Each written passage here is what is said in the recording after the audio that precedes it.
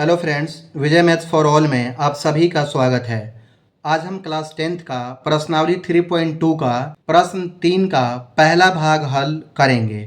प्रश्न है, निम्न संख्याओं में रैखिक समीकरण युग्म बनाइए और उनके हल प्रतिस्थापन विधि द्वारा ज्ञात कीजिए। पहला प्रश्न है, दो संख्याओं का अंतर 26 है और एक संख्या दूसरी संख्या की 3 गुनी है, उन्हें ज्ञात कीजिए। सबसे पहले हम क्या करेंगे इस प्रश्न में कि दोनों संख्याओं को मान लेंगे। माना कि बड़ी संख्या बराबर x तथा छोटी संख्या बराबर y। अब लिखेंगे यहां पर प्रश्नानुसार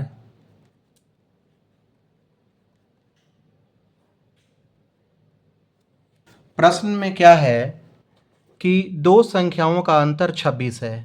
मतलब बड़ी संख्या में से अगर हम छोटी संख्या को माइनस करेंगे तो कितना आएगा? 26। तो यहाँ लिखेंगे बड़ी संख्या x है, तो बड़ी संख्या में से क्या करेंगे? छोटी संख्या y है, तो छोटी संख्या को माइनस करेंगे तो अंतर कितना आएगा यहाँ पर? 26। तो यहाँ लिखेंगे x बराबर 26 और माइनस y है इस तरफ, उस तरफ ले जाएंगे तो क्या होगा? Plus y। प्रश्न में दूसरा कंडीशन क्या है? एक संख्या दूसरी संख्या की 3 गुनी है। तो जाहिर सी बात है जो बड़ी संख्या होगी वही छोटी संख्या से 3 गुनी होगी। तो बड़ी संख्या क्या है यहाँ पर?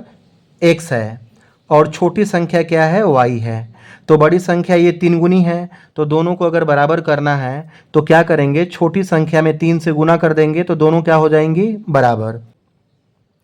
x बराबर 3y। इसे हम समीकरण 1 मान लेते हैं और इसे हम समीकरण 2 मान लेते हैं। तो यहाँ पर हम क्या करेंगे?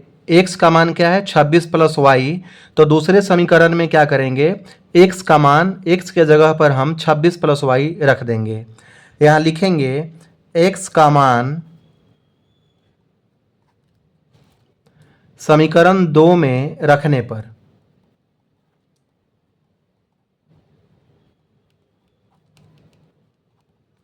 समीकरण 2 क्या है? x बराबर 3y।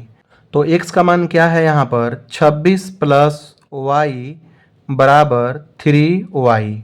26 बराबर 3y और इधर प्लस y है, बराबर के इस तरफ लाएंगे तो क्या होगा? Minus y। तो 26 बराबर 3y में से y माइनस करेंगे तो क्या होगा? 2y। इसलिए y बराबर क्या हुआ? 26 बटे में 2। 2 से 26 कट गया 13 बार में, तो y का मान कितना आ गया यहाँ पर? 13 आ गया। अब इस y का मान क्या करेंगे? समीकरण 1 में रख देंगे। तो यहाँ लिखेंगे y का मान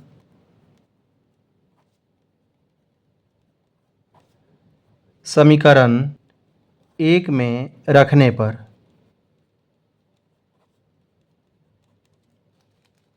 समीकरण 1 क्या है? x बराबर 26 प्लस y बराबर 26 और प्लस y का मान कितना था? 13।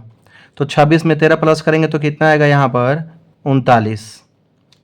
x का मान यहाँ पर क्या आ गया? 39 और y का मान कितना था यहाँ पर? 13। और यहाँ पर हमने बड़ी संख्या को x माना था और छोटी संख्या को y। तो यहाँ लिखेंगे हम अतः बड़ी संख्या बराबर